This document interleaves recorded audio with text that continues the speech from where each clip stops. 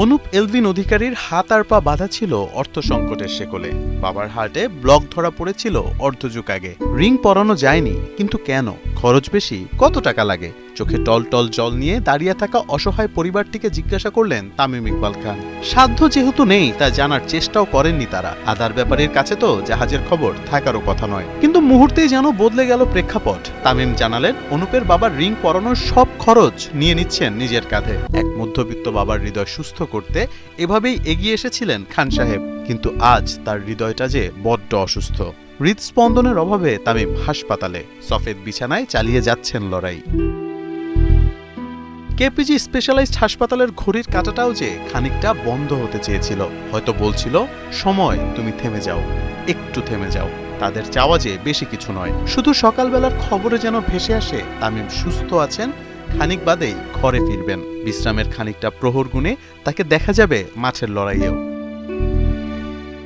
তামিম, ফিরতে আপনাকে হবেই, কারণ কোটি মানুষের প্রার্থনা এবং ভালোবাসাকে অগ্রাহ্য করা যায় না। ইতিহাস বলে কখনোই আপনি কাউকে নিরাশ করেননি, সাহায্যের হাত বাড়িয়ে দিয়েছেন। শারীরিক অসুস্থতা থেকে শুরু করে মানসিক অসুস্থতা কিংবা অসচ্ছল পরিবারের সচ্ছলতা ফিরিয়ে আনতে যে তাদের ঢাল হয়ে দাঁড়িয়ে গেছেন আপনি। এগিয়ে এসেছেন নাম না জানা কত বাবা মা কিংবা কত ভাই বোনের সাহায্যে। আজ তাদের করজোরে প্রার্থনা যে আপনার সাথে আছে। আপনি কি শুনতে পান অসুস্থ শরীর দেখে ছোট শিশুর সেই কান্নার শব্দটি? তামিম, আপনার চোখ যে খুলতেই হবে, কারণ হাসপাতালের বাইরে যে কান্না ভেজা চোখে দাঁড়িয়ে আছে আপনার কোটি সমর্থক। দোয়া একটাই, চাওয়া একটাই, ফিরে আসুক তামিম ইকবালের পরিচিত সেই হাসি মুখ। এবং ওনার ওই ক্রিটিক্যাল কন্ডিশন থেকে যতগুলো চিকিৎসা প্রয়োজন সবকিছু করা হয়েছে এবং আল্লাহর রহমতে যে কন্ডিশনটা আসলে অনুকূলে আছে। আচ্ছা, এখন পর্যন্ত তামিমের শারীরিক অবস্থা যথেষ্ট উন্নতি হয়েছে।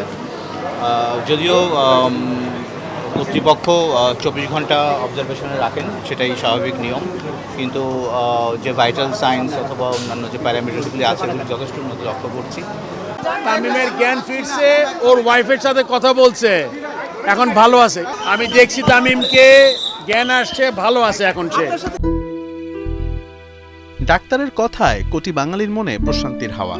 খান সাহেবের শারীরিক অবস্থা উন্নতির দিকে।